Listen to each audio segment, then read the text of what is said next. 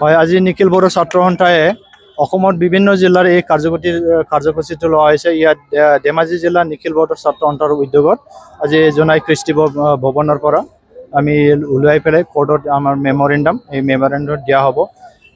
এই কাৰ্যসূচী লোৱাৰ কাৰণটো এইটোৱে হ'ল যে আমি 2020 চনত বড়োৰ যি পিচ একৰ্ড আমি কৰি আহিছিলোঁ, তাৰ এই বড়ো পিচ একৰ্ডৰ যি দফা, এই দফাবিলাক কিছুমান ইমপ্লিমেণ্ট হৈছে, কিছুমান এতিয়ালৈকে ইমপ্লিমেণ্ট হোৱা নাই।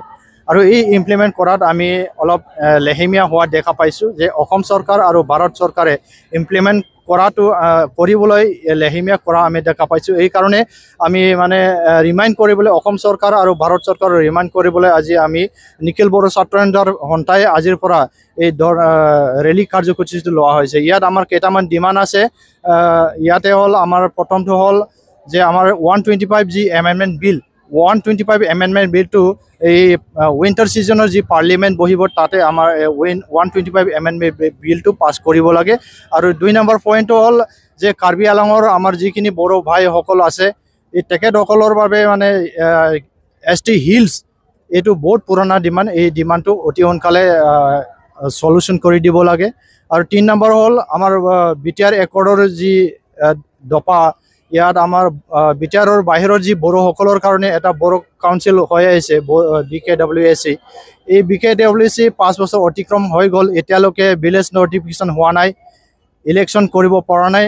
এইকাৰণে আমি অসম চৰকাৰ আৰু ভাৰত চৰকাৰৰ আজিৰ এই ৰেলীৰ পৰা আমি ডিমাণ্ড কৰিছোঁ যে অতি সোনকালে আমাৰ বড়ো কছাৰী কাউন্সিলক যে ভিলেজ নটিফিকেশ্যন অতি সোনকালে কৰি দিব লাগে, ইলেকশ্যন অতি সোনকালে কৰি দিব লাগে, এইটো আমি দাবী জনাইছোঁ। আৰু BTRৰ বাহিৰৰ আৰু BTRৰ যিমানখিনি কলেজ স্কুল ভেঞ্চাৰ আছে, এই কলেজ স্কুল ভেঞ্চাৰ আৰু যিমানখিনি শিক্ষক খালী আছে, এইবিলাক অতি সোনকালে পূৰণ কৰি দিব লাগে। আৰু যি BTRৰ বাহিৰত যি স্পেচিয়েল টেট পাতিম বুলি কৈছে, এই স্পেচিয়েল টেটটো অতি সোনকালে পাতি দিব লাগে, এইখিনি আমি দাবী জনাইছোঁ। আৰু যে আমাৰ যি NDB ভাইসকলে যে বহুত দীঘলীয়া তেখেতসকলে জেলত এতিয়াও আছে, কিছুমানৰ এতিয়াও কেছটো আছে।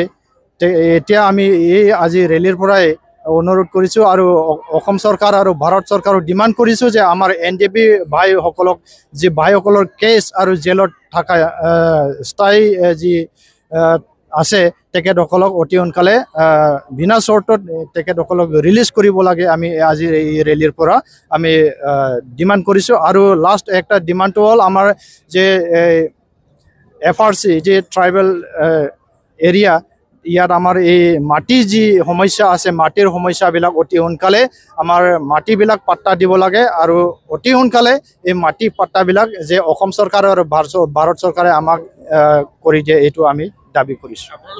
আমাৰ দাবী যদি অসম চৰকাৰ বা ভাৰত চৰকাৰে যদি শুনিব মন নাই বা তেখেতসকলে আমাৰ দাবীটো যদি পূৰণ কৰিব মন নাই, আজি এই ৰেলীৰ পৰা আমি তেখেতসকলক হুঁচিয়াৰ কৰি দিছোঁ যে আজি এই ৰেলীত যিমানখিনি 1000 বা 1500 আমাৰ বড়ো ভাইসকলে আমাৰ দল সংগঠনে যিমানখিনি ভাগ লৈছে, ইয়াতকৈ আৰু বেছি আমি তীব্ৰতৰ ষ্ট্ৰংভাৱে আমি শক্তিশালীভাৱে আন্দোলন কৰিম। আৰু অহা নৱেম্বৰত আমি দিল্লীতো এই কাৰ্যসূচীটো লৈয়ে আমি ধৰ্ণাটো আৰম্ভ কৰিম।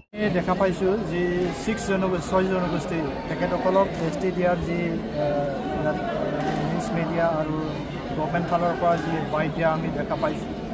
ইয়াত আমি ক'বলগীয়া এইটোৱে, নিখিল বড়ো ছাত্ৰ সন্থাৰ পৰা নিখিল বড়ো ছাত্ৰ সন্থাৰ বিভিন্ন নিউজ চেনেলত কৈও আহিছোঁ যে যি স্থায়ী ট্ৰাইবেল, এই স্থায়ী ট্ৰাইবেলসকলক একো ক্ষতি নোহোৱাকৈ যদি গভৰ্ণমেণ্টে ট্ৰাইবেলটো দিব বিচাৰিছে, তাত আমাৰ নিখিল বড়ো ছাত্ৰ সন্থাৰ পৰা একো আপত্তি নাই।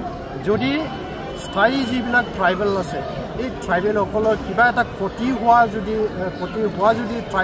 ক্ষতি কৰি পেলাই যদি এই 6 জনগোষ্ঠীক যদি ট্ৰাইবেল দিয়ে, তাত আমি মাত মাতিম। ধেমাজি জিলা নিখিল বড়ো ছাত্ৰ সন্থাই আজি জোনাই একদম কাৰ্যালয়ত আমি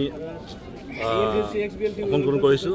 নিখিল বড়ো ছাত্ৰ সন্থাই আজি এই কাৰ্যসূচী ল'বলৈ আমাক নিৰ্দেশ দিছে, সেই মৰ্মে আমি এৰাই আহিছোঁ। আপোনালোকে গম পাইছে নিশ্চয় যে 2020 চনত BTR চুক্তি ৰূপায়ণ কৰা হৈছিল, কিন্তু আজি 5 বছৰ উকলি গ'ল। তথাপিতো আমাৰ যি দফাসমূহ সম্পূৰ্ণ আজিলৈকে কৰি দিয়া নাই অসম চৰকাৰ তথা ভাৰত চৰকাৰে। সেই হিচাপে আমি অতি সোনকালে সেই দফাসমূহ ৰূপায়ণ কৰিবলৈ আমি বাধ্য কৰাইছোঁ।